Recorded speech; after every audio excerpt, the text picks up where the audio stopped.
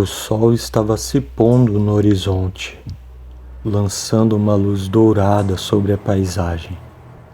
No campo, os cortadores de cana trabalhavam incansavelmente, cortando as canas e as carregando em carroças. Um dos cortadores, chamado Antônio, estava exausto. Ele trabalhava desde cedo e agora, com a noite chegando, ele mal podia esperar para chegar em casa e descansar. Antônio morava em uma pequena chácara, próxima à lavoura de cana-de-açúcar. O caminho para casa era longo e solitário, e Antônio sempre se sentia um pouco assustado ao passar por lá.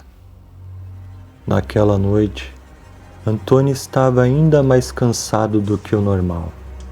Ele mal conseguia manter os olhos abertos. Quando estava a poucos metros de casa, Antônio ouviu um barulho estranho. Ele parou e olhou ao redor, mas não viu nada. O barulho se repetiu. Desta vez, Antônio estava certo de que não era imaginação. Ele se virou e viu uma figura alta e escura se aproximando dele. A figura estava a poucos metros de Antônio quando ele reconheceu o que era. Era um lobisomem. O lobisomem era uma criatura enorme e assustadora. Ele tinha pelos pretos e brilhantes, olhos vermelhos como fogo e dentes afiados como faca. Antônio ficou paralisado de medo. Ele não conseguia se mover ou gritar. O lobisomem avançou sobre Antônio com os dentes aparentes. Antônio fechou os olhos, esperando o pior. Mas antes que o lobisomem pudesse atacá-lo, um tiro foi disparado.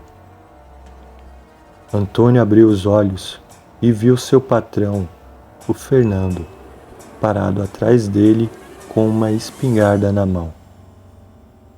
Fernando deu outro tiro para o alto e o lobisomem fugiu. Fernando correu até Antônio e o ajudou a se levantar. Então Antônio disse a seu patrão: "Obrigado, patrão. Você salvou a minha vida." E seu patrão respondeu: "Não preciso agradecer. Eu só fiz o que qualquer pessoa faria." Antônio estava ainda trêmulo de medo. Ele não conseguia acreditar que havia visto um lobisomem. "Eu nunca vi um lobisomem antes. Eu já ouvi falar de lobisomens na região, mas nunca vi um." Antônio e Fernando voltaram para a casa de Antônio. Antônio estava tão cansado que mal conseguia dormir naquela noite, mas acabou adormecendo.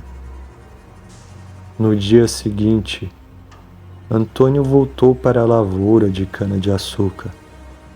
Ele ainda estava com medo, mas ele decidiu que não iria deixar o lobisomem controlar a sua vida. Ele iria continuar trabalhando na lavoura e ele iria tomar cuidado para não ficar sozinho à noite. Antônio nunca mais viu o lobisomem, mas ele nunca esqueceu o que viu. Ele contou a história para os outros cortadores de cana. Alguns deles começaram a acreditar nele. Outros já achavam que era apenas história de Antônio. A história de Antônio se espalhou pela região e logo todos estavam falando sobre o lobisomem da lavoura de cana-de-açúcar. Alguns acreditavam na história, enquanto outros achavam que era apenas uma lenda. Mas, seja verdade ou não, a história de Antônio continua a assombrar a região até os dias de hoje.